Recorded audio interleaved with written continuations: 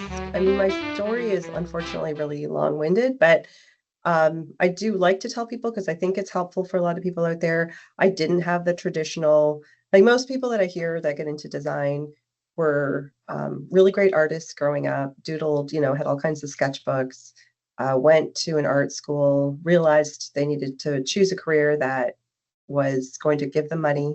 So they might have fallen into graphic design that way. My path was 100% different. I was not artistic growing up. My highest subjects were math and science. So at that time, when it was time to choose a college, I chose engineering. And partly that was my parents had come from India, they wanted me to excel. So I was picking something that I knew they'd be proud of, but also I had the skills to do it. So I chose engineering, got a degree, and then it was a few years into that I was starting to raise a family with my husband, and we were in like the high tech area of Canada, which is Ottawa. It's like the Silicon Valley of the North, is what we call it. So we were there, and when I started the family, I kind of wanted more hours at home. Engineering was a pretty intense job.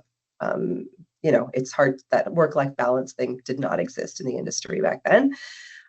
So initially I took time off to be home full time, but got bored of that and actually ended up taking night classes in graphic design, literally just to kind of have something to do. And I don't even know why. Like I remember flipping through the books and choosing something that I thought looked interesting. It would be a cool way to pass the time.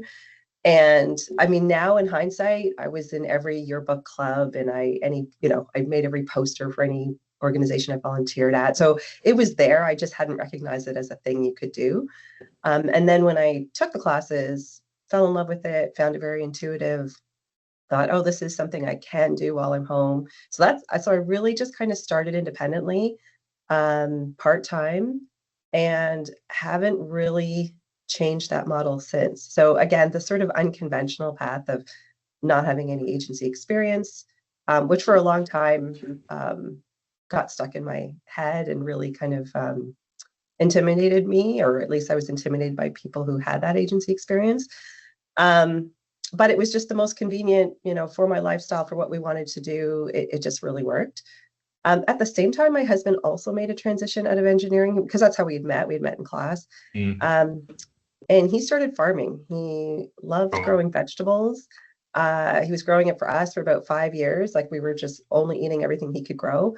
And then he kind of said, this is what I want to do as a career.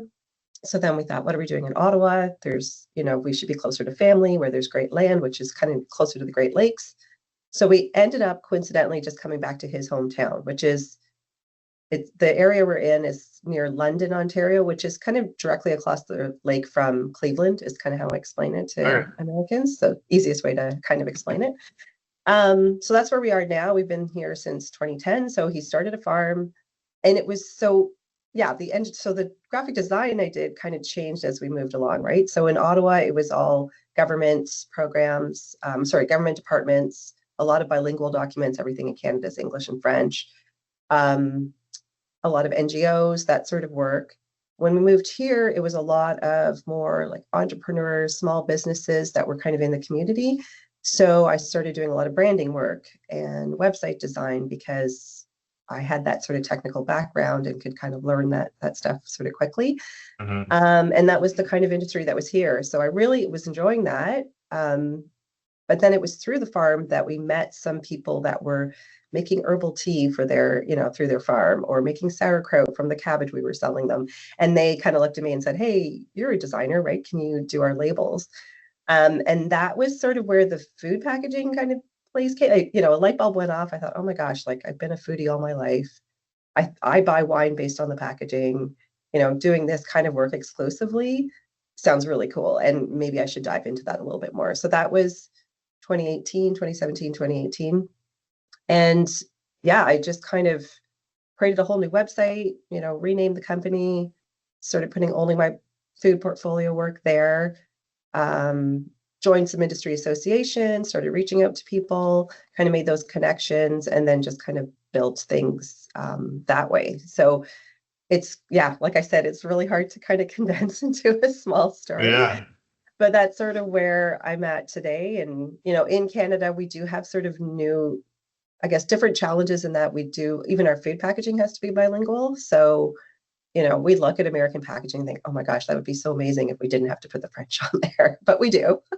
So there's a design challenge of, these really small real estate formats and including two languages. But yeah, it's just it's an extra challenge to add, but it's pretty cool. And I work with American companies, of course, as well, or Canadian ones that also want to move to the US or sell in the US. So kind of working both sides. But yeah, that's sort of how I got to what I'm doing now.